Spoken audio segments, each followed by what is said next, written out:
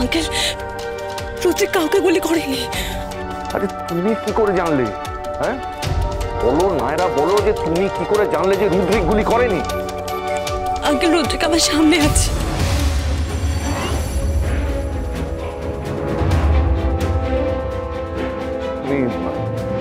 তুমি ফোনটা ওকে দাও। আঙ্কেল, আঙ্কেল প্লিজ ওকে কিছু বলবেন না আঙ্কেল, ও খুব ভেঙে পড়েছে আঙ্কেল, আমি রিকোয়েস্ট করছি আপনাকে please uncle, I beg of you, please ওকে কিছু বলবেন না আঙ্কেল প্লিজ। নায়রা প্লিজ ওকে ফোনটা দাও।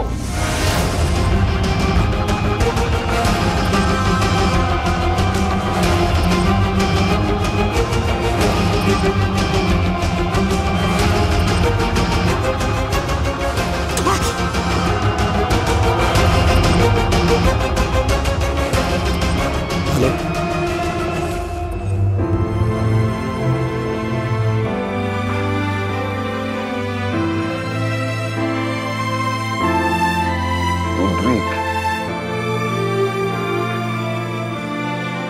তুমি যখন জন্মেছিলে না, নার্সিং হোম থেকে আমি এইটুকু একটা শরীরকে বাড়িতে নিয়ে এসেছিলাম। তিল তিল করে আমি তোমাকে বড় করেছি। তোমার মায়ের সঙ্গে পাল্লা দিয়ে আমি রাত জেগেছি। তুমি আমাকে তোমার অর্ধেক ভাই বলতে পারো। আমার সঙ্গে তোমার খেলা, আমার আঙুল ধরে তোমার হাঁটতে শেখা, আমি ঘোড়া হতাম, তুমি আমার পিঠে চাপতে। আমি যখন বিজনেস ট্রিপ থেকে বাড়িতে আসতাম, তুমি তোমার ফুটে শরীরটা নিয়ে ঘুমিয়ে আমি তোমার মুখের দিকে তাকিয়ে থাকতাম রুদ্রিক। আমি তোমার মধ্যে নিজেকে খুঁজতাম।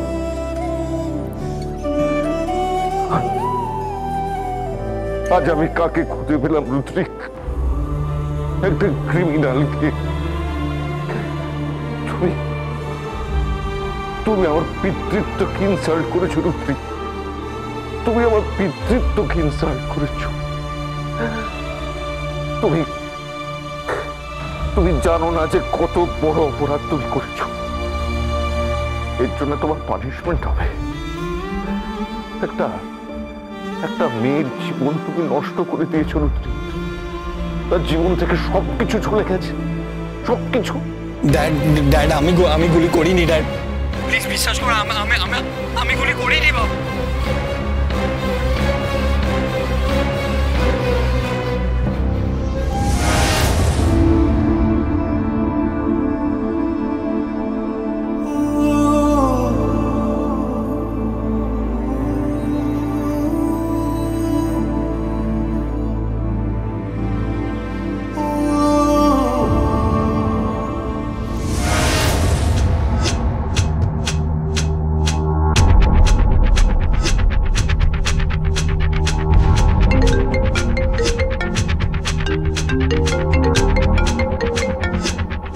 হ্যালো,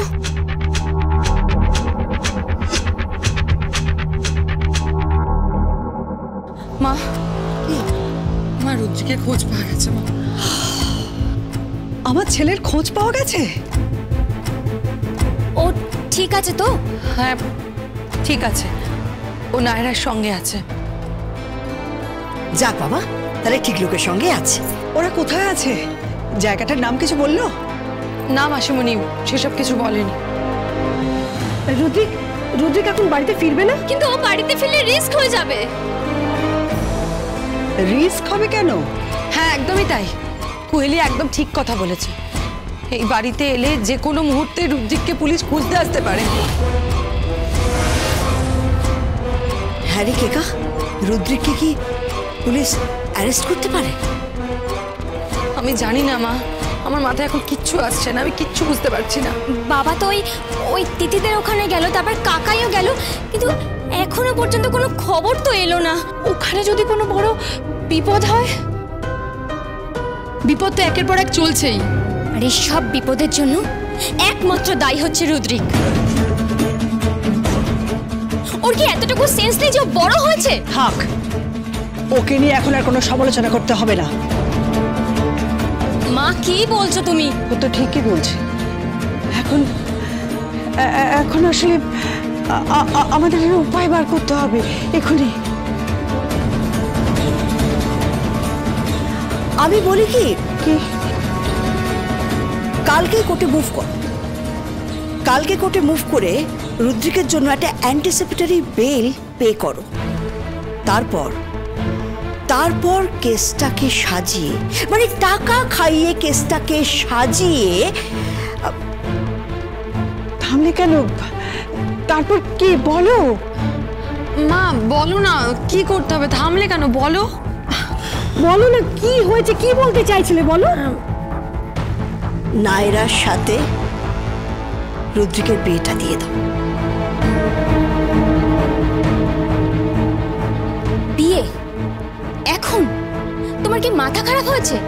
নায়রা রাজি হবে? ও রাজি হবে কেন? নায়রা রুদ্রিককে খুব ভালোবাসে। ওরা ছোটবেলা থেকে বন্ধুর মতো একসাথে বড় হয়েছে।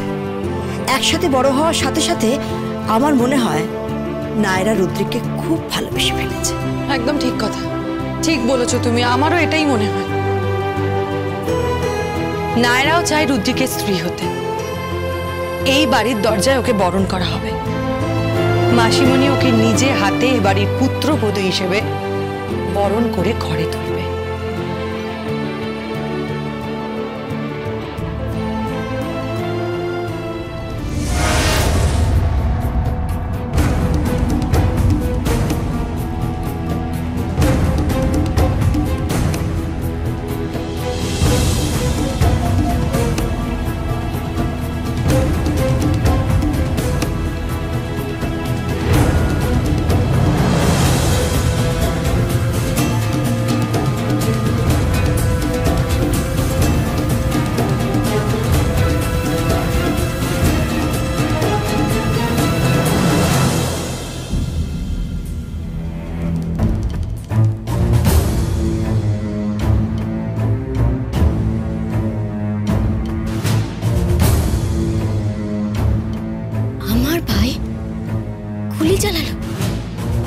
আমার ভাই একটা মেয়ের বিয়ের মণ্ডপ তছনছ করে দিল।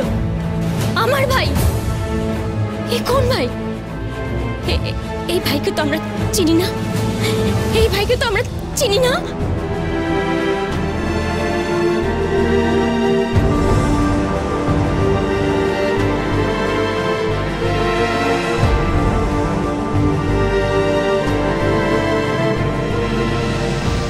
এখন না, এখন এইসব কথা বলিস না রিঞ্চি, প্লিজ। নায়রা, তুই রুদ্রিককে নিয়ে ঘরে যা, যা উপরে যা।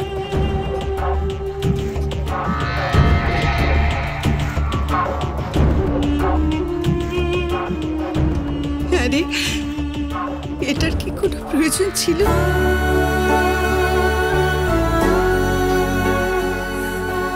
পাগল ছেলে আমার, অন্যের ঘর ভাঙতে গিয়ে তুই নিজের ঘর ভেঙে দিলি বাবা।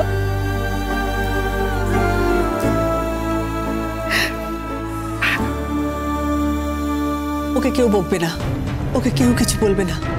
আয় তো, তুই আমার সঙ্গে আয়, আমার কাছে আয়। আয় মা, আজকে তুমি ওকে ঘরে নিয়ে যেও না। আজ ওকে নায়রা ঘরে নিয়ে যাক। নায়রা, আয়। নায়রা, বিয়ের তারিখের জন্য আর অপেক্ষা করা যাবে না।